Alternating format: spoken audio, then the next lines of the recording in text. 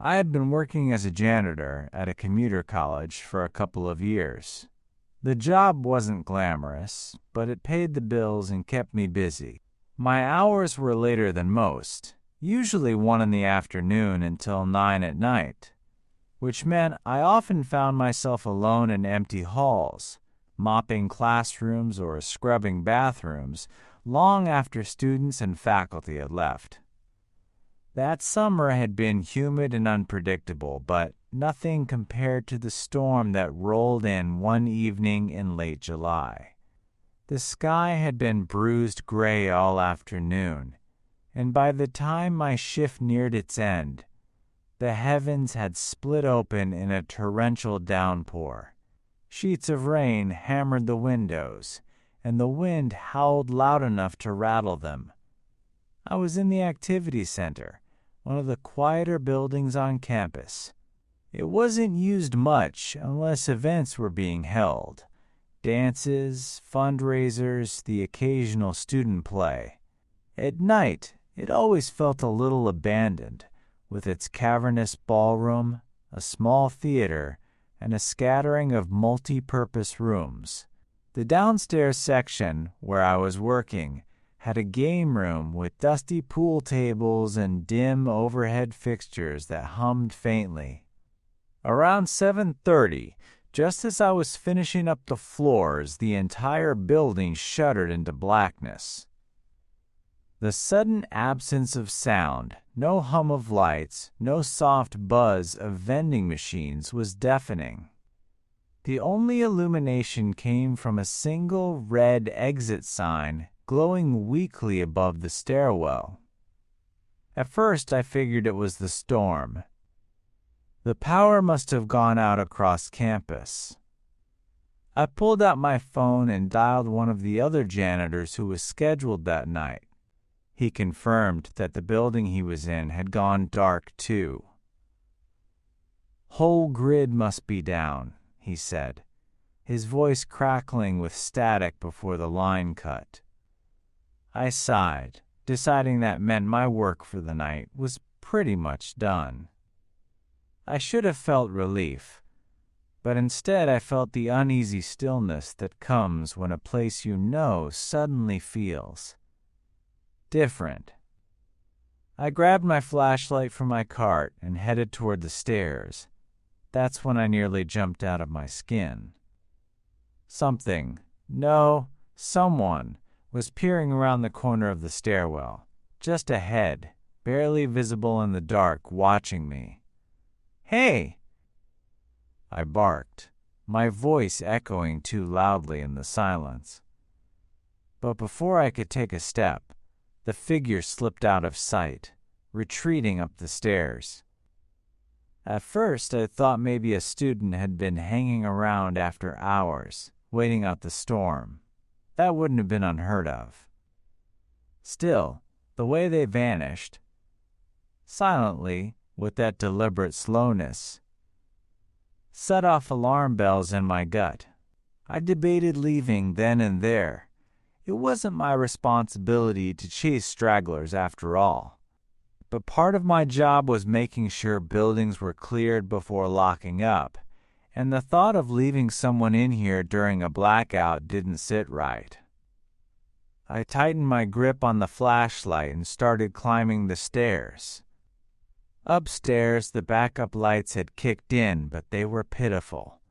Dim, battery-powered bulbs placed far apart along the hallway.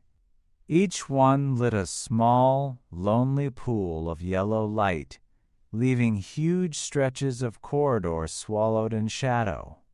The building's main hallway circled the ballroom like a ring, with doors to classrooms and storage spaces along the way. I called out, "Campus is closed!"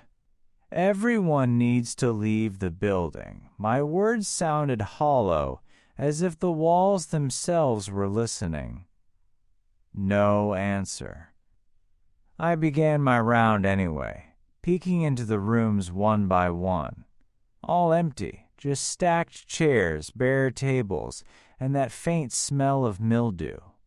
Halfway through the loop, I swore I heard something. footsteps, matching my pace but a beat behind.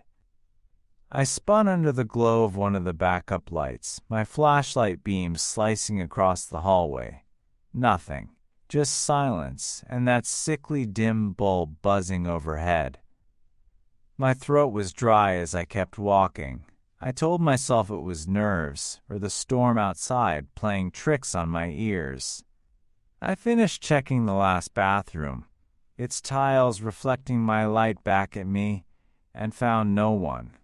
For a moment, I thought maybe I'd imagined it all. Maybe the head I saw downstairs was just a shadow, a trick of the emergency lights. But as I walked toward the front entrance, I heard it again. Footsteps. Close now. I spun. This time there was no mistaking it. A silhouette stood at the edge of the light, just far enough away that I couldn't see details. A black outline of a person, still as stone. "You need to leave," I called out, forcing authority into my voice. My hand tightened on the flashlight, as if it could protect me. The figure didn't move. Then, without a word, it turned and bolted into the darkness of the hall. I stood frozen for a second too long, the sound of footsteps pounding against the linoleum fading quickly as the figure vanished into the shadows.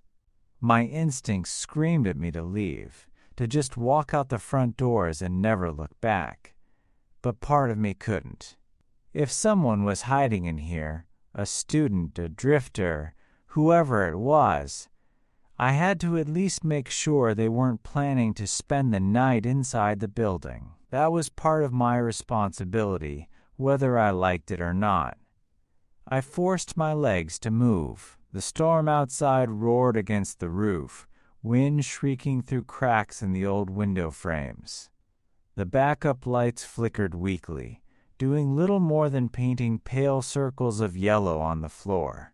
Beyond those circles, the hall stretched into blackness like the inside of a cave. I tightened my grip on the flashlight and swept its beam across the walls.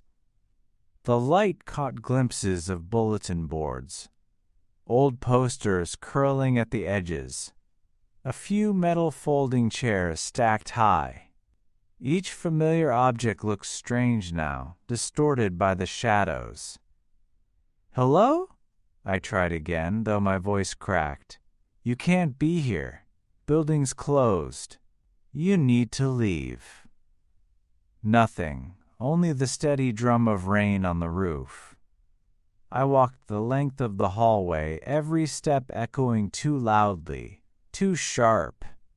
When I reached the far corner of the circle around the ballroom, I stopped. The exit doors were just ahead, maybe 30 feet. All I had to do was push them open, step outside, and this would be someone else's problem. That was when I saw it again. About 20 feet away, in the dim glow of another backup light, stood the silhouette, motionless, perfectly still. It was angled slightly, as though half hidden behind one of the partially open classroom doors, just enough that I couldn't see its face. I froze mid-step. My hand shook around the flashlight, the beam quivering across the floor. "I'm calling campus police," I warned, my voice louder this time, harsher. "You need to come out now." The figure didn't move. It just stood there, shoulders raised, head tilted in a way that didn't look natural. I couldn't see eyes, couldn't see features, but I could feel it staring at me. My nerves broke. I backed toward the exit, fumbling for my phone in my pocket with my free hand. By the time I looked up again, the silhouette was gone. The door it had been behind was now shut. That was enough. I shoved through the front doors, letting the cold storm air slap me in the face, and dialed campus police with shaky fingers. The dispatcher's voice came steady over the line, asking me to stay put outside until an officer arrived. Within minutes, a patrol car pulled up to the curb, headlights slicing through sheets of rain.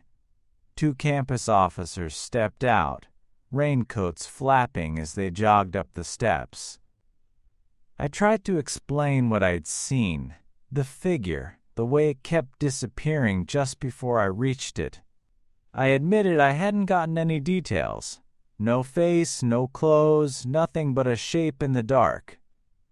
The officers exchanged quick glances but didn't comment. One of them, a tall man with a heavy flashlight, gestured for me to follow. "Let's check the building together. You show us where you saw him." Reluctantly, I went back inside. The storm seemed quieter with them at my side, their flashlights sweeping across the walls. But the silence of the building still pressed down on me, thicker than before. We retraced my steps through the hallway, stopping at the classroom door where I had last seen the figure. The officer tried the handle. It was locked. He frowned, then rattled the knob harder. Still locked.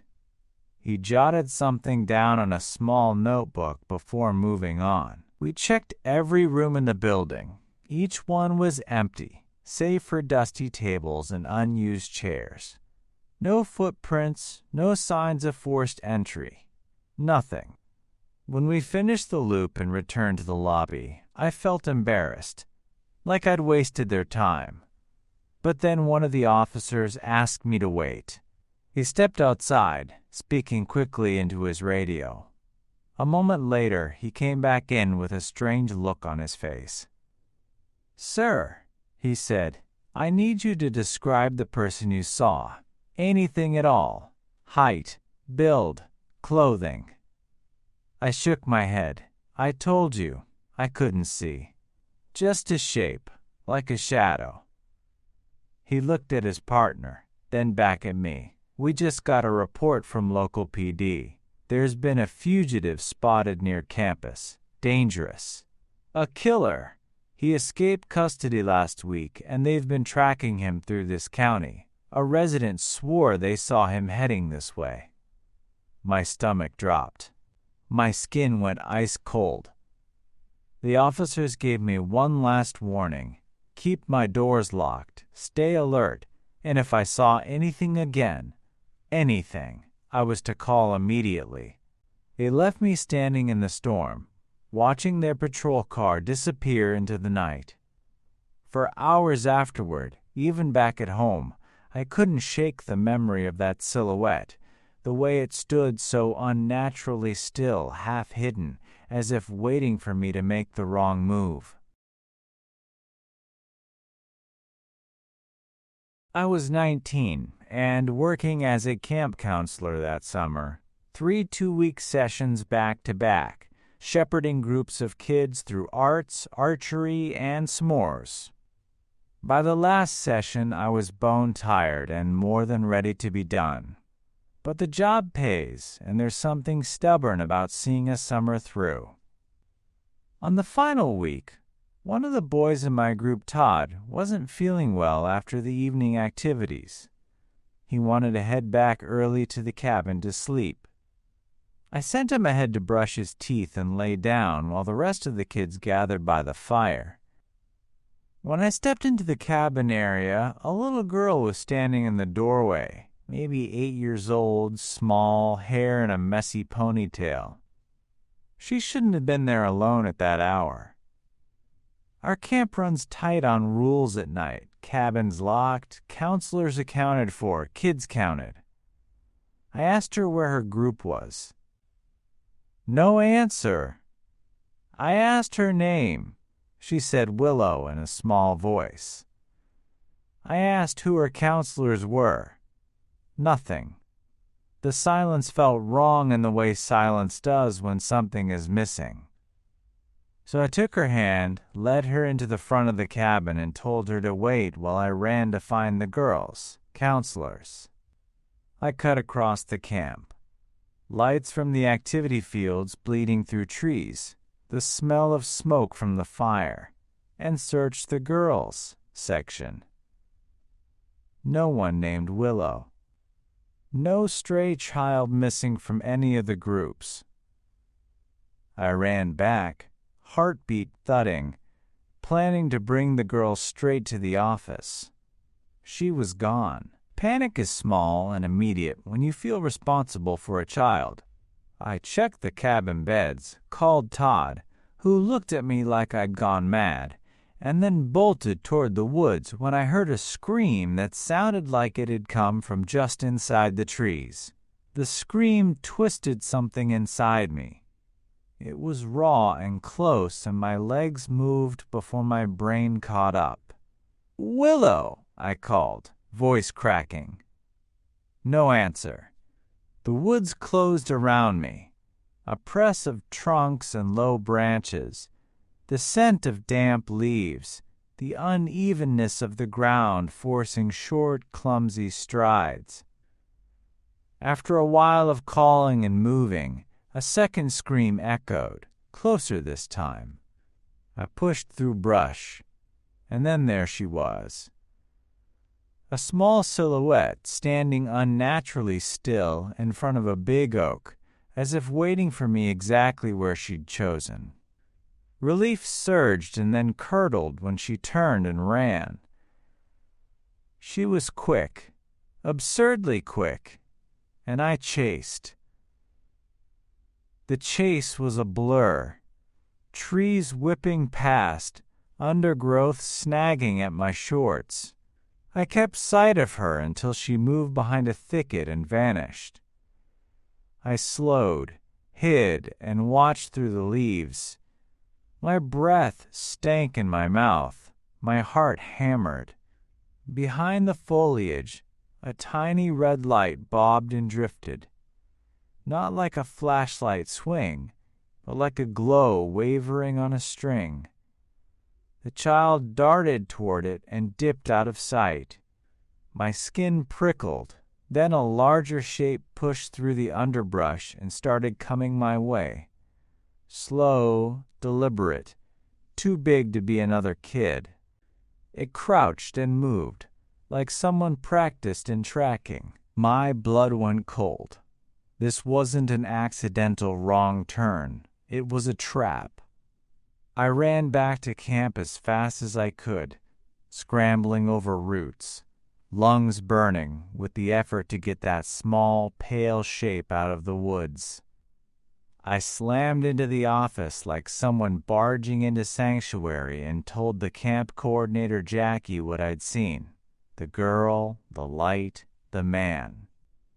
She cut the evening activities and called for every counselor to check cabins and lights. Radios buzzed. Flashlights flicked into the trees. Authorities were notified. That night, the camp took on a quieter, taut quality. Interviews were taken, searchers fanned out, and a police report was filed. By morning, everyone had been accounted for, and we breathed a collective sigh of relief that Willow had been found and returned safe. The season ended a few days later, and, like a bad dream, the incident faded from the loud, happy parts of camp life. But for me, the image kept coming back. A little girl used like bait, a red light in the brush, a crouched figure moving just out of sight. The theory that sat heavy with me was simple and ugly. Someone using a child to lure others into the woods. I still don't want to know what would have happened if I hadn't chased her. For weeks after camp ended, I kept replaying that night in my head. I'd be back home walking through the neighborhood or even lying in bed at night, and suddenly the memory would press itself forward. Willow's small hand in mine, the way she said her name in that flat, almost rehearsed voice, the silence that followed every question. Then the scream, sharp, panicked, tearing through the trees like bait on a hook. I didn't tell my parents the full story when I got back. I just said camp was eventful and that I was glad it was over. But I did keep in touch with Jackie, the coordinator. She told me law enforcement had searched the surrounding forest and found signs that someone had been out there. Cigarette butts, a shredded tarp, and what looked like a camping area not far from the property line. No sign of a child, no Willow.